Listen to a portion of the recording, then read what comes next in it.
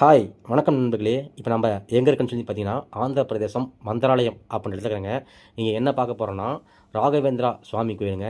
இதுதான் அந்த ராகவேந்திரா சுவாமி கோயிலுங்க. இந்த ராகவேந்திரா வந்து பார்த்திங்கன்னா தமிழ்நாட்டை சேர்ந்த கடலூர் மாவட்டத்தை சேர்ந்தவருங்க. இவர் தமிழ்நாட்டிலேருந்து ஆந்திர பிரதேசத்துக்கு நடைப்பயணமாக போய் இந்த மந்திராலயம் அப்படின்ற இடத்துல வந்து ஜீவ சமாதி அடைஞ்சார் அப்படின்னு சொல்லி வரலாறு சொல்லுதுங்க. இந்த நதி தான் வந்து பார்த்தீங்கன்னா துங்கபத்ரா நதிங்க. இந்த துங்கபத்ரா நதியில் தான் அவர் தினமும் வந்து குளிச்சுட்டு அந்த தியானத்தை வழிபடுவார் அப்படின்னு சொல்லி வரலாறு இருக்குதுங்க. இந்த நதிக்கு அந்த சைடில் வந்து பார்த்திங்கன்னா கர்நாடகாவும், இந்த நதிக்கு இந்த சைடில் வந்து பார்த்திங்கன்னா ஆந்திராவும் இணைக்கக்கூடிய புனித நதியாக இந்த நதி இருக்குதுங்க. இந்த நதிக்கு வந்து பார்த்திங்கன்னா மாதத்துக்கு ஒரு டைம் நம்ம தமிழ்நாட்டை சேர்ந்த நடிகர் ரஜினிகாந்த் அவர்கள் வந்து பார்த்திங்கன்னா இந்த கோயிலுக்கு தினமும் மாதத்துக்கு ஒரு டைம் வந்து வழிபடுவார் அப்படின்னு சொல்லி இங்கே இருக்கிற பொதுமக்கள் அனைவருமே சொல்கிறாங்க. அதனால் வந்து பார்த்திங்கன்னா இந்த நதியை வந்து புனித நதியாக வந்து அவரும் வழிபட்டு தான் இருக்கிறாருங்க. இந்த புனித ஸ்தலத்தில் வந்து பார்த்திங்கன்னா இன்னும் நிறையா விஷயங்கள் இருக்குங்க. அது மட்டும் இல்லைங்க, இங்கே விலங்குகள், பறவைகள் இந்த மாதிரி நிறையா விஷயங்கள் வந்து ஈவினிங் சமயத்தில் பார்க்கலாம் அப்படின்னு சொல்லியிருக்காங்க. இந்த பறவைகள் இதெல்லாம் வந்து ஈவினிங் சமயத்தில் வருன்றது நாங்கள் பறவைகள் மட்டும் தான் பார்த்தோம். விலங்குகள் வந்து பார்த்திங்கன்னா நாங்கள் போகிற சமயத்தில் ரொம்ப க்ரௌட் அதிகமாக இருக்கிறதுனால அதிகமாக இது வரல. இதுதான் வந்து அந்த சமாதி அடைஞ்ச உள்ளார போகிற வழிங்க. இதுதான் அந்த வழிங்க. இதுதான் அந்த ஜீவ சமாதி அடைஞ்சோட இடங்க. இதுதான் ஜீவ சமாதி இடம். ரொம்ப நேரம் வீடியோ எடுக்க முடியல. இதுதான் அந்த வெளியே வர இடங்க. இந்த சமாதிலேருந்து வெளியே வர இடம் பாருங்கள். க்ரௌடு கொஞ்சம் இதாக இருக்குது.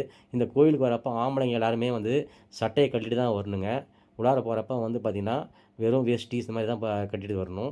நீங்கள் பாருங்கள், இந்த கோயிலுக்கு வந்தீங்கன்னா மறக்காமல் இந்த தீர்த்தத்தை வாங்க மறந்துடாதீங்க. ஏன்னா இந்த கோயிலில் வந்து பார்த்திங்கன்னா விபூதி, குங்குமம் இந்த மாதிரி வந்து பிரசாதம் எதுவும் தர மாட்டாங்க. இந்த தீர்த்தம் தான் வந்து உங்களுக்கு வந்து பிரசாதமே. இதுதான் வந்து கோயிலுக்கு பின்புற வழிங்க. இந்த பின்புற வழியில் தான் வந்து பார்த்திங்கன்னா அவரை கொண்டு போனாங்க அப்படின்னு சொல்லி ஒரு வரலாறு இருக்குதுங்க. அது மட்டும் இல்லைங்க, இந்த கோயிலுக்கு ஏதோ ஒரு இடத்துல வந்து பார்த்திங்கன்னா ஏதோ ஒரு மூலையில் உட்காந்து பார்த்திங்கன்னா அனைவருமே தியானம், ஏதாச்சும் ஒரு அமைதியான வழிபாடுகள் பண்ணிட்டு தான் இருக்கிறாங்க. ரொம்ப பீஸ்ஃபுல்லான அமைதியான இடம், ரொம்ப அருமையான இடம். இந்த இடத்துல வந்து பார்த்திங்கன்னா ஆந்திர மக்களை விட தமிழ்நாடு மக்கள் தான் இங்கே அதிகமாக இருக்கிறாங்க. இங்கே வந்து பார்த்திங்கன்னா இந்த தமிழ்நாடு டிரான்ஸ்போர்ட் தான் இங்கே அதிகமாக இருக்குங்க. இன்னொரு முக்கியமான விஷயம் அப்படின்னு சொல்லி வந்து பார்த்திங்கன்னா தமிழ்நாடே இங்கே தான் இருக்குது அப்படின்னு சொல்லி சொல்லாங்க. அப்புறம் வந்து பார்த்திங்க அப்படின்னா இந்த உச்சியில் ஒன்று இருக்குது பாருங்கள். இதுதான் வந்து இந்த ராஜகோபுரம்னு சொல்லி சொல்லுவாங்க. இந்த ராஜகோபுரத்துக்கு கீழே தான் வந்து அவர் ஜீவ சமாதியோட அந்த சமாதி இடம் இருக்குதுங்க. இந்த ஈவினிங் சமயத்தில் வந்து பார்த்திங்கன்னா இந்த கோல்டன் கலரில் பீஸ்ஃபுல்லாக இடம் செம்ம பீஸ்ஃபுல்லாக இருக்குதுங்க. அமைதியாக இருக்குது. ரொம்ப அமைதியாக ரொம்ப நிறைய இடத்த பார்க்கலாம். நல்லா வந்து பாருங்கள், கோல்டன் கலர் பீஸ்ஃபுல்லாக அமைதியாக இருக்குது. நீங்கள் வந்தீங்க, கண்டிப்பாக வந்தீங்கன்னா இந்த இடத்துக்கு பாருங்கள். மறக்காமல் வந்து லைக் பண்ணுங்கள்.